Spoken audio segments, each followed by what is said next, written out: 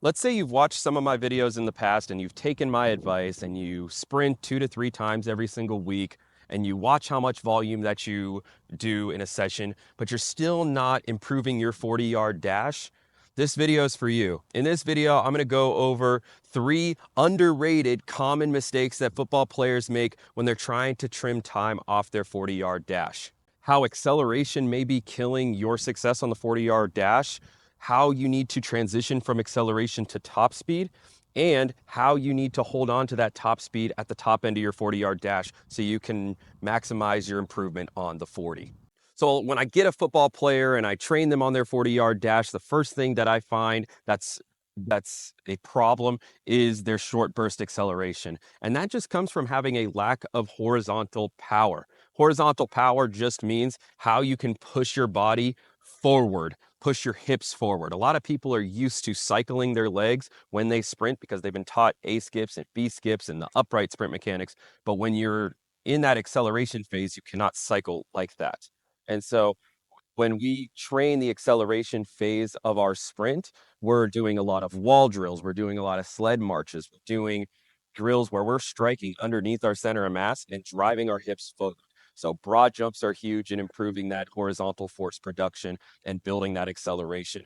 If you're not doing hill sprints, sled sprints, and short sprints like 5 to 10 to 15 yard sprints, you're neglecting your acceleration. So make sure that you guys are dialed in on the first 20 yards of your sprint. Are you enjoying my content but you need extra help with your speed? Check out my online training program.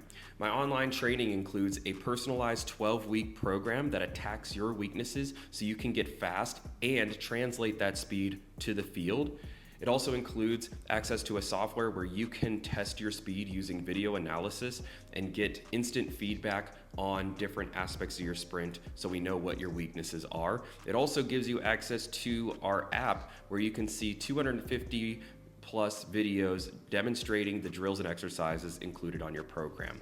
Check out the online training program by clicking in the description below, and let's get faster today. Now, if you have your acceleration down, another issue that may arise on your 40-yard dash is your transition from that acceleration to top speed. A lot of athletes, they go from getting low off the beginning of their sprint, the first 15, 20 yards, and then they pop straight up at around 15, 20 yards, and they're right into their top end upright sprint mechanics. And that's a huge mistake that you can't make.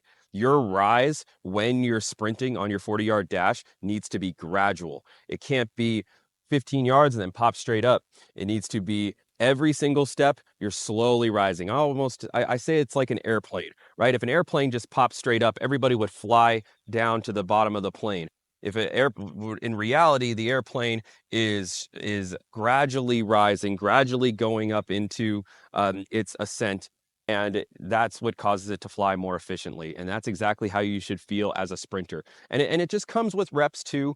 One of the natural ways that we try to fix this is doing longer sled sprints. So we're testing that early burst, but then transitioning into that top end upright sprint mechanics. But we just have to be mindful about gradually rising like an airplane and not just zooming straight up like a paper airplane. So we talked about acceleration, we talked about the transition from acceleration to top speed, and now some athletes just have a poor top end speed. And so what we want to do with our top end sprints is we want to maintain, right? When you talk about a 100-meter dash sprinter like Noah Lyles or Usain Bolt, they reach their top speed at around 50 or 60 meters. And the last half of their race is solely focused on making sure that they can hold on to their top speed and stop themselves from slowing down as much as they can at the end of the race. And for football players, you're reaching your top speed hopefully at around 35 yards. So that means you should be continuously accelerating all the way to the very last 5 yards of the 40-yard dash. So keeping that acceleration going as we transition to our top end sprint mechanics is so important. How do we do this? We do this by doing build up sprints. We also do hurdle jumps, wicket sprints to help keep those sprint mechanics tight and so you can hold on to that top speed for a long period of time. Another underrated tactic that you can use to hold on to that top speed or even raise your top speed ceiling is overspeed sprints. At Cab Training, we use a recoil resistance band to do overspeed sprint training, where we're pulling someone forward to force them to turn over their legs faster and move their body forward faster.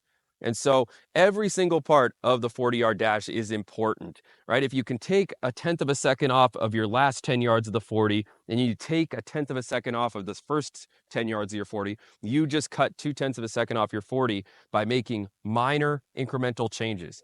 And as a football player and running the 40-yard dash, you have to look at it like a math equation. Every 10 yards adds up to that 40-yard dash time. And so I hope you guys enjoyed this video. Check out my online program for more in-depth personalized help for your speed. Let's get better today.